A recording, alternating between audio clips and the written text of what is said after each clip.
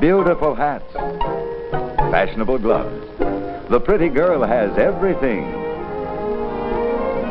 But first, she has wonderful cream puff. Cream Puff by Max Factor.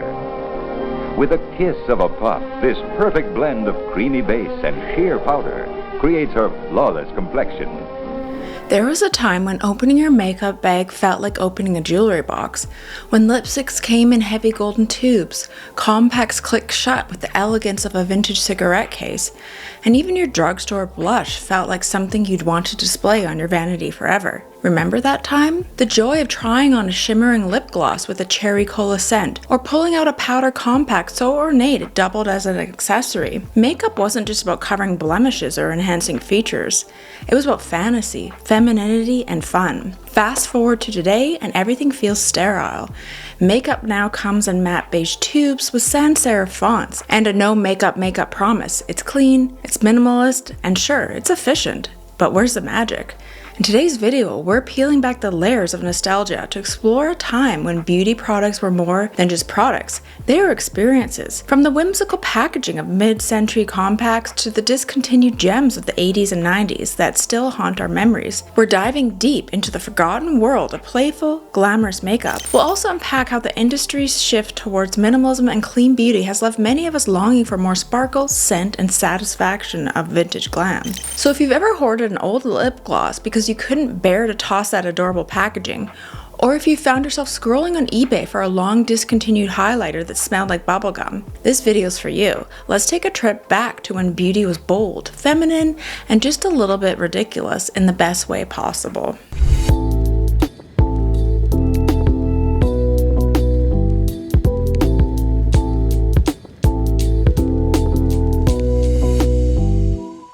Chapter 1, when makeup was magical. To understand just how far we've drifted from the glamour of vintage beauty, we need to rewind to the early to mid 20th century, when makeup was far more than a utilitarian product. It was an experience. Applying makeup wasn't just about rushing through a 10-minute clean girl routine.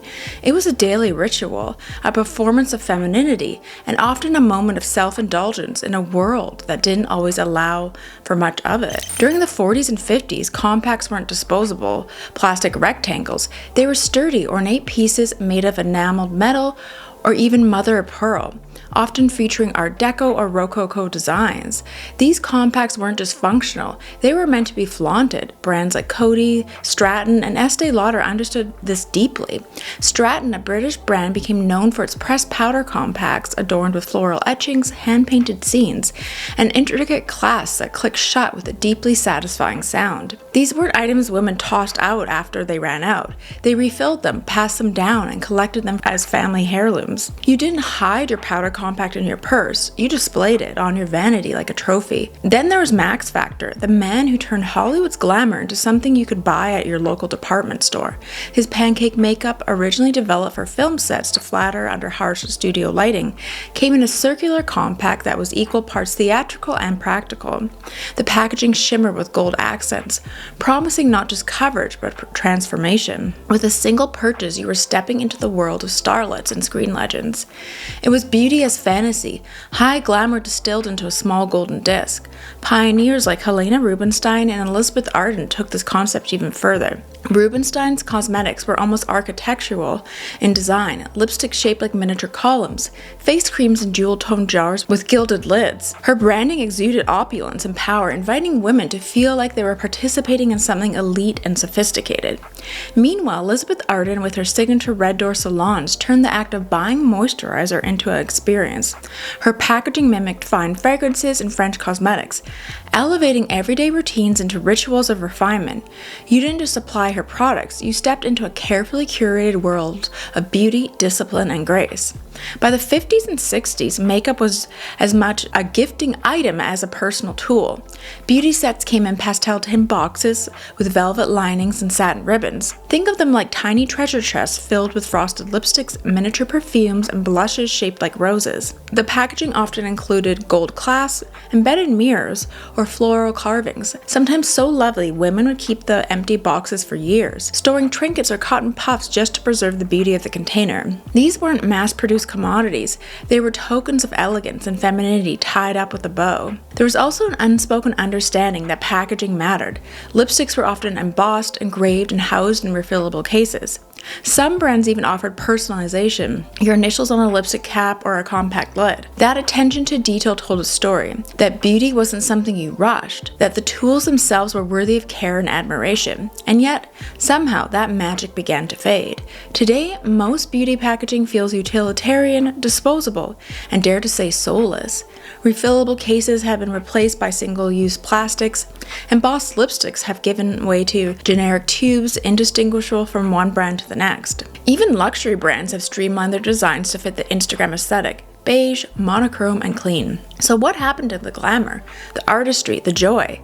How did we go from velvet-lined compacts to clear acrylic drawers filled with dupe after dupe? Somewhere along the way, in the pursuit of sleek efficiency and scientific branding, we lost that intimate sense of beauty as enchantment. And for those of us who remember or romanticize those earlier eras, the shift feels a little like losing a spark in a once passionate relationship. Makeup once magical, now feels functional.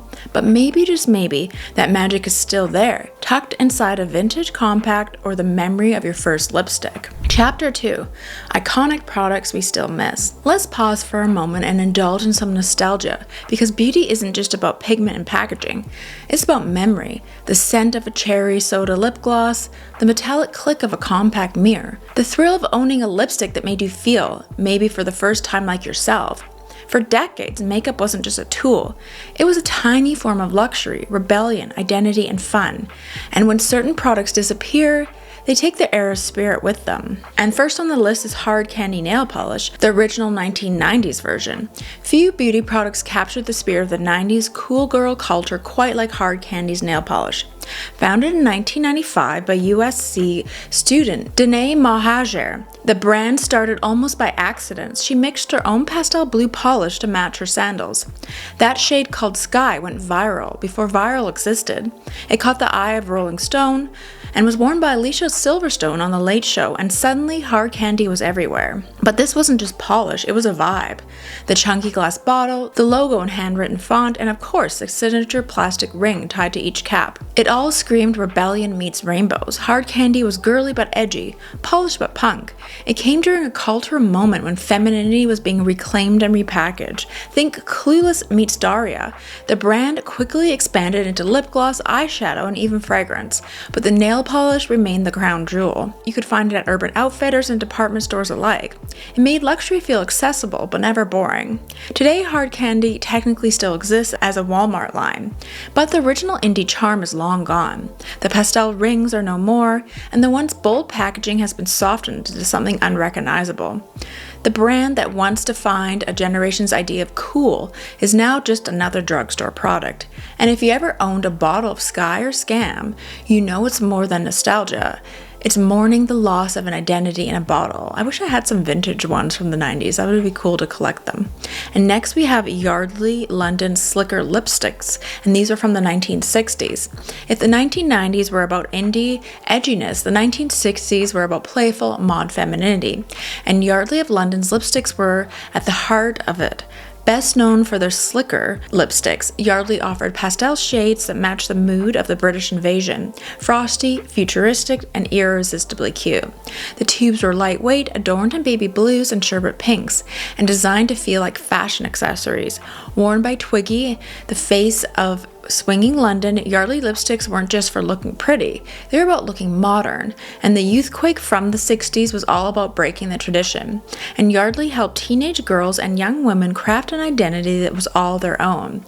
And these weren't your mother's reds, they were shades of innocence and experimentation, paired with mini dresses, white eyeliner, and platform shoes.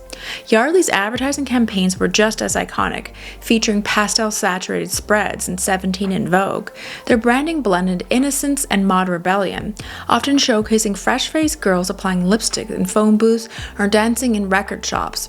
It wasn't just makeup, it was a cultural participation. And today, aside from the occasional collector's listing on Etsy or eBay, that part of the beauty history is nearly forgotten. And I know Sharon Tate also wore that lipstick, and I have a few vintage ones as well, and they really have gone up on price on eBay. And I really do like Yardley. I started using their like rose scented body spray and body lotion, and now I want to try like the actual rose perfume. It's quite good and it's affordable, and it's made in London. They've been around since the 1700s, but if you like roses, you might like that fragrance. And next we have the Estee Lauder Solid Perfume Compacts, and these started in 1967. You can still buy them today, but they're obviously not as mainstream as back then. And when Estee Lauder launched its line of solid perfume compacts in 1967, it redefined what perfume could be. No longer contained to standard glass bottles, fragrance became an object of art. These compacts weren't just vessels, they were sculptures. Many were gilded in gold-toned metal, adorned with rhinestones, and designed to mimic whimsical items: carousels, horses, treasure chests, and miniature clocks, even seashells. They were released seasonally and were often tied to holidays, making them coveted collectibles. Women didn't just wear the perfume, they collected the containers, often displaying them in cabinets or passing them down as family heirlooms. The scents and size were youth dew, white linen, and beautiful, and they became secondary to the romance of the compact itself. While Estee Lauder still makes a few solid compacts, the craftsmanship has obviously changed, and they're less ornate, more standardized, and far less celebrated, and the magic quite literally has been streamlined out. In an era that celebrates minimalism, there seems to be little room left for these glittering relics of vanity and self-adornment.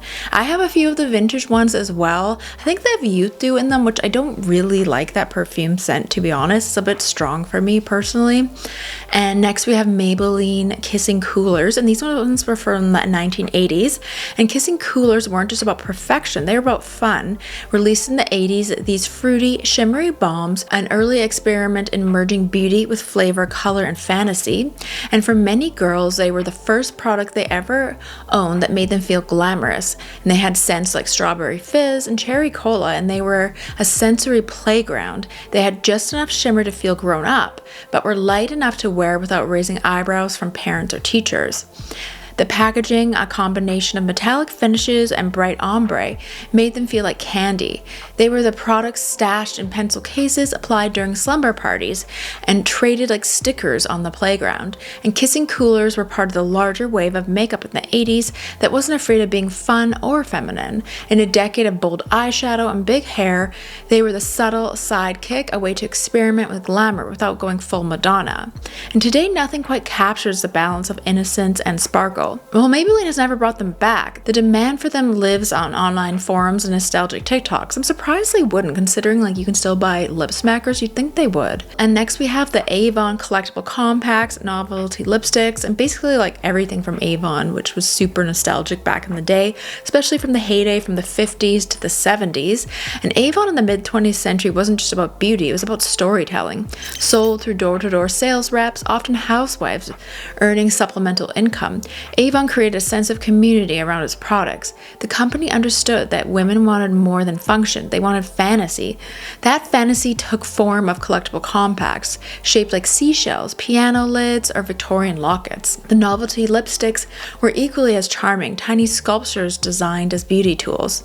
Lipsticks came in gold-plated tubes, shaped like roses, cats, or tiny chandeliers. They didn't just add color to your lips, they added wonder to your vanity. And what made Avon unique was the emotional connection baked into every purchase.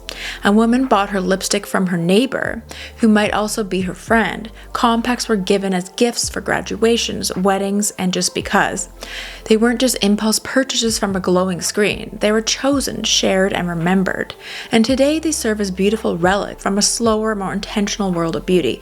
I mean, I do have a massive vintage Avon collection, and I must say, like their vintage packaging, especially in the 70s, was pretty out there and unique. unique. Like those perfume bottles are crazy. Like you can't buy anything like that nowadays. And then next we have Tinkerbell cosmetics. And these were popular from the 50s all the way to the 90s. And before there was Glossier, there was Tinkerbell, the original purveyor of makeup for girls who dream. Launched in the 50s, Tinkerbell cosmetics was targeted towards young girls, sold in department stores and toy aisles. And its mission to make beauty feel magical, not intimidating.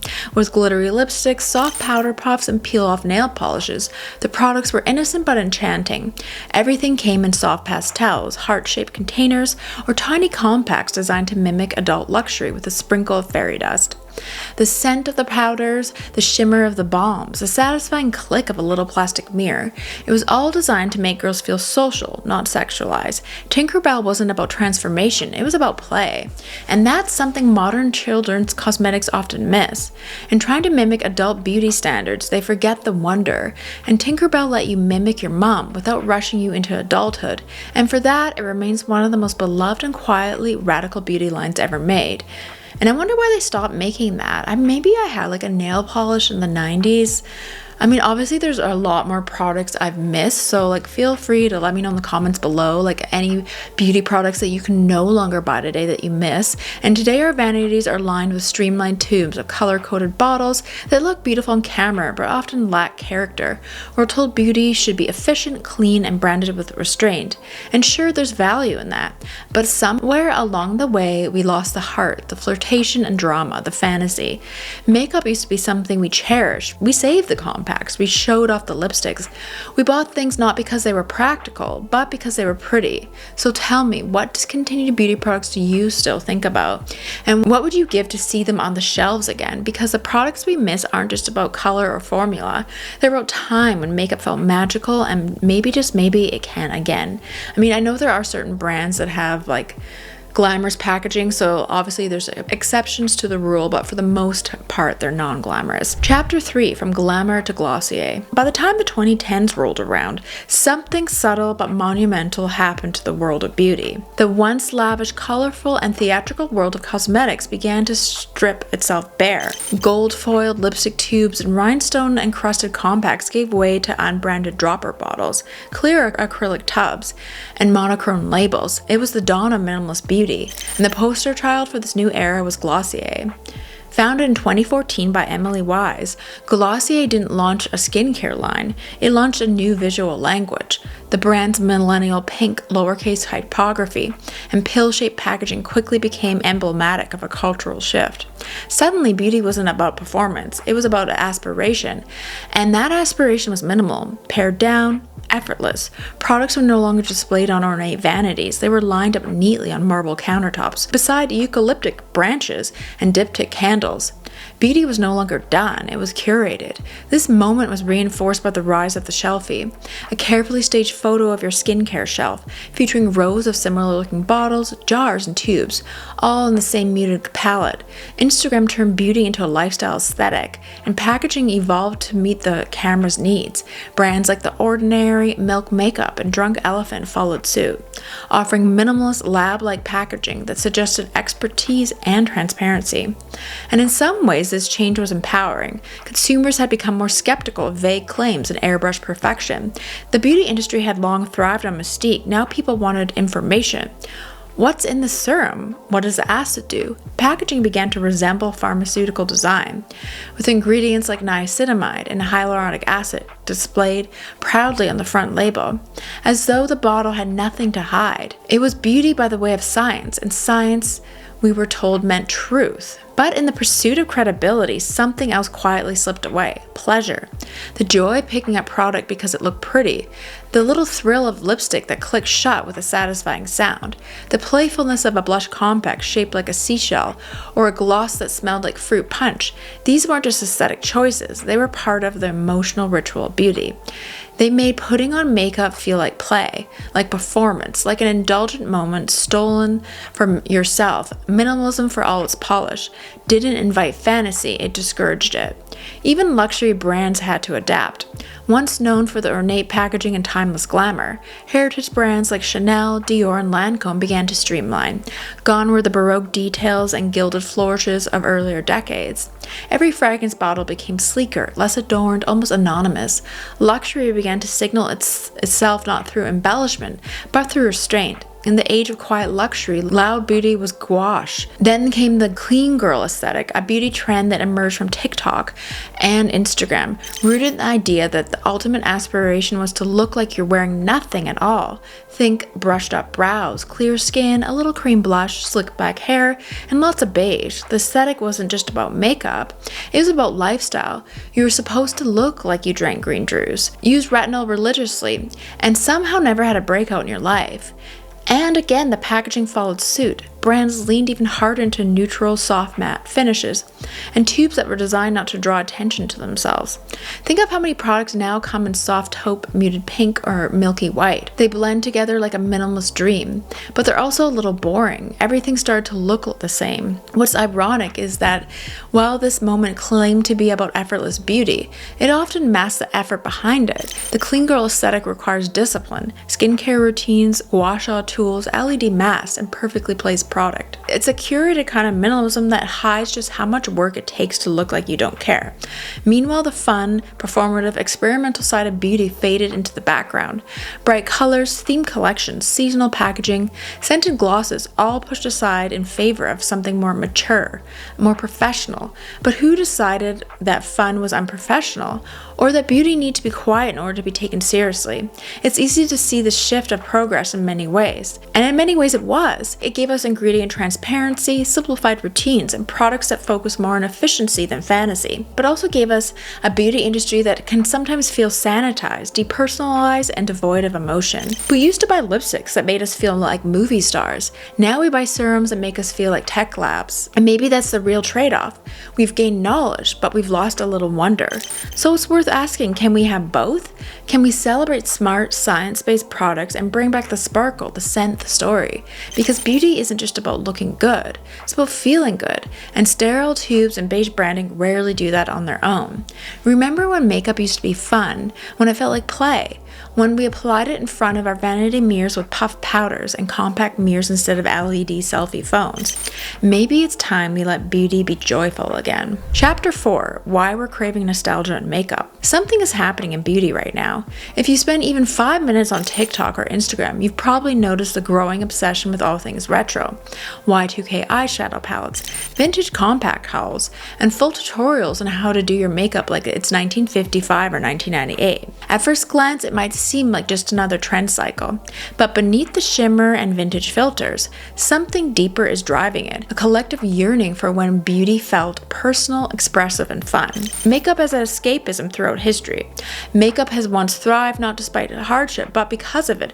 During World War II, when rations tightened and luxuries vanished, governments actively encouraged women to keep wearing lipstick. And why? Because it was seen as morale boosting. Red lipstick in particular became a symbol of patriotism and resilience, a small rebellion against bleakness, reminding both the wearer and the onlookers that beauty, femininity, and joy were not casualties of war. In the 1950s, the same red lipstick became emblematic of a new kind of post-war optimism, polished, domestic, and unmistakably glamorous. In the economically turbulent 70s, and again in the 2008 financial crisis, drugstore lipsticks became affordable luxuries, tiny, accessible ways to feel control of something.